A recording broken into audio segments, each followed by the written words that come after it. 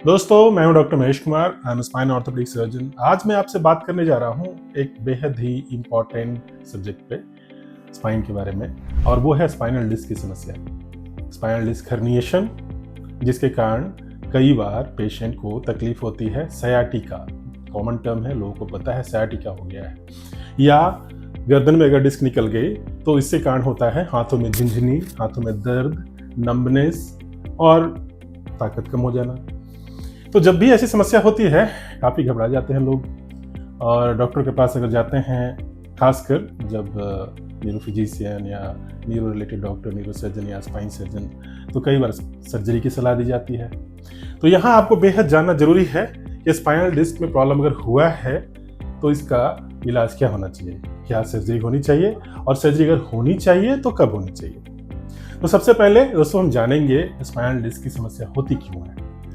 लगातार बैठने से, गलत तरह से वजन उठाने से, एकाएक सडनली फॉरवर्ड बेंडिंग से, ऐसे में कई बार डिस्क पर प्रेशर बहुत ज़्यादा बढ़ जाता है। इसके कारण डिस्क पीछे से रप्चर कर जाता है, उसका पीछे का हिस्सा जिसे एनुलस बोलते हैं वो रप्चर कर जाता है।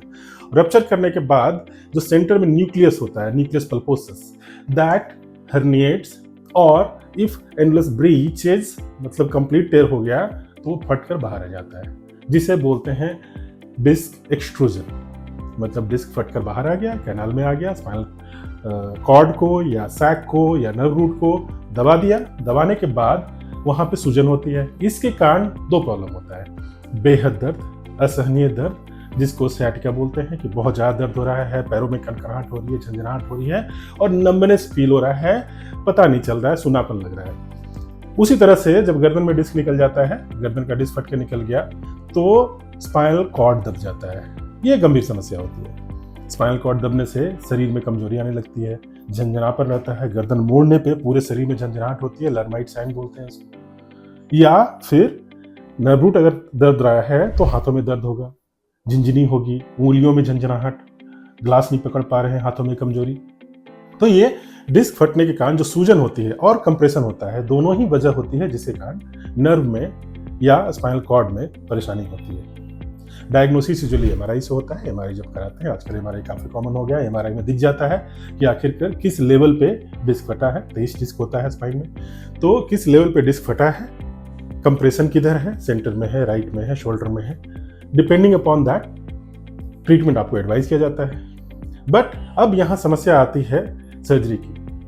मैक्सिमम लोग घबरा जाते हैं कि भाई स्पाइन में सर्जरी होनी है, टेंशन का विषय है, पैरालिसिस हो सकता है, नर्व डैमेज हो सकता है, हाथ पैर में जान जा सकती है, और पहले बेहद कॉमन था सर्जरी के बाद नर्व रूट में वीकनेस, नर्व रूट में डैमेज के कारण वीकनेस, या स्पाइनल कॉर्ड में डैमेज के कारण वीकनेस काफ़ी कॉमन था, क्योंकि तब सुविधाएं नहीं थी।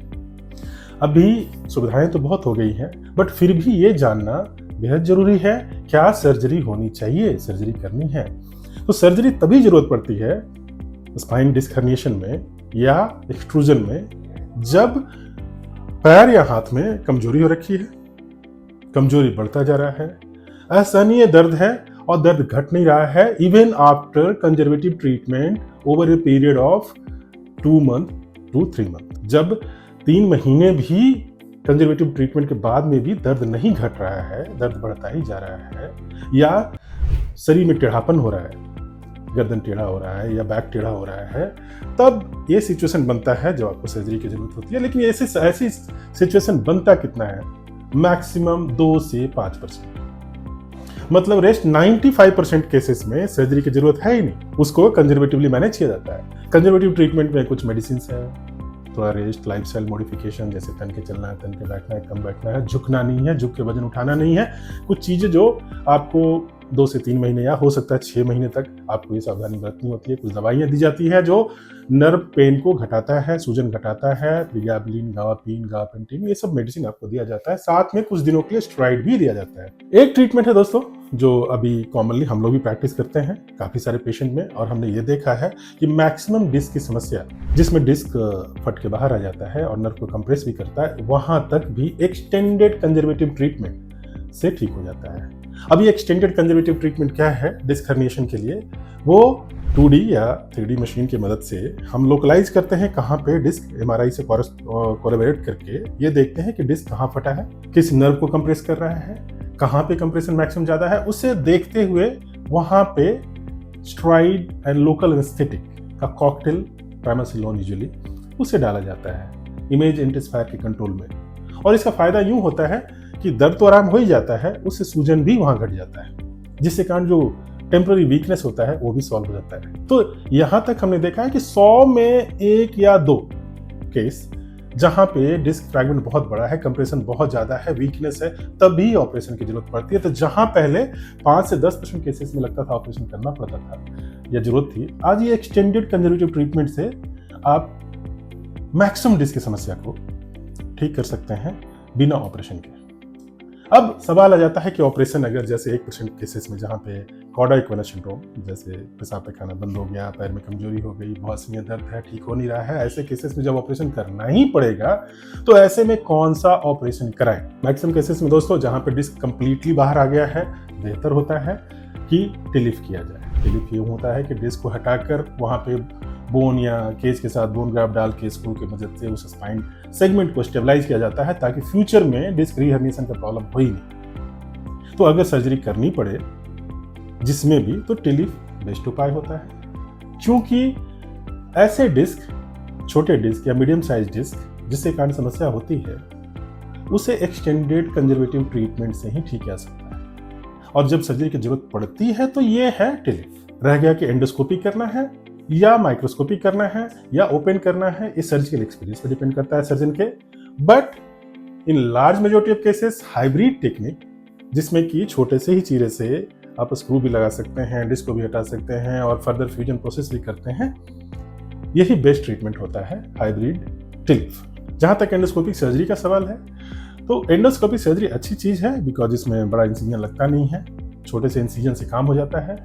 बट कैविएट है, क्योंकि एंडोस्कोपिक सर्जरी में बहुत कॉम्प्लिकेटेड डिस्क को, जिसका बड़ा डिस्क फ्रैगमेंट है, जिसमें एक्चुअली ऑपरेशन का जरूरत होता है, करना मुश्किल होता है। कंप्रेशन अगर सीवियर है, बायलेटरल है, दोनों साइड है, तो करना मुश्किल होता है। ये ज़्यादा एडवाइज्ड है फोकल डिस्क या एक्स्ट्रा फोरामिनल डिस्क जो कैनाल से बाहर है, उनमें ये प्रोसीजर उपयोगी है, एंडोस्कोपिक डिस्क।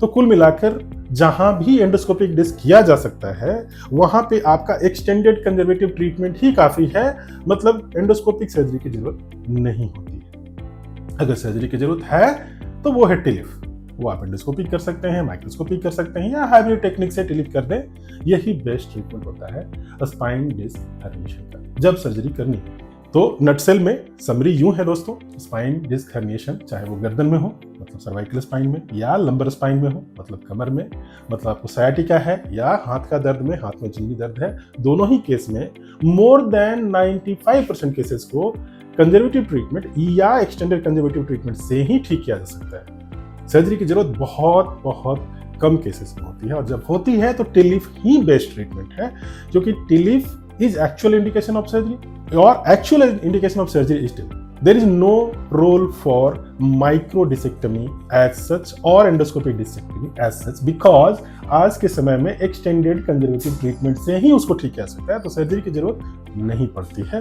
सर्जरी की जरूरत पड़ती है तो टिलिफ ही इसका ट्रीटमेंट है। थैंक यू दोस्तों, कभी भी ऐसा प्रॉब्लम होता है तो एक बार जरूर इस सारे पॉइंट को अपने कंसिडरेशन में लें, चाहे वो कंजर्वेटिव ट्रीटमेंट की बात हो या सर्जरी की बात हो। और सर्जरी करानी होती है तो 3D surgery, 3D robotic technique है, आज के डेट में सेफ्टी के साथ किया जा सकता है। आपके प्रदेश में सिस्रो हॉस्पिटल है जहां पर स्पाइनल टीम है, आप आराम से सेफ्टी के साथ, एक्यूरेसी के साथ इस सर्जरी को करवा सकते हैं। थैंक यू दोस्तों, स्वस्थ रहें, स्ट्रांग रहें, धन्यवाद।